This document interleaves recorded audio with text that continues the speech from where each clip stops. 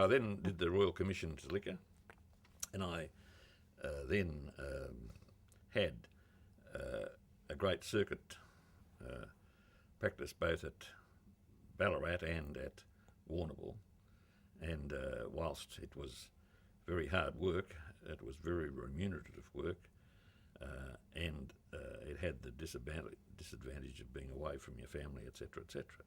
But two of my great friends on circuit were McPhee and Villeneuve Smith, and one of the handicaps was that either one or the other, I always drove, and they would sit in the passenger seat and read the briefs in which they were opposed to me, honing their. But we had a marvellous camaraderie on circuit. I don't say they were the only two who were there were many others too. And it was also advocacy of a very high order, and I treasure the memories of those days, and that jumping across, as I guess I'm invited to do to describe what's happened, culminated when I first gave up Warrnambool, and I then gave up Ballarat and was given a suitable farewell in the Ballarat Club and drove back to Melbourne in circumstances which you would hesitate to do today perhaps, and announced at the dinner table to my wife and then 6 children, although he remained 6 children, that from now on you'll be seeing your father at home every night.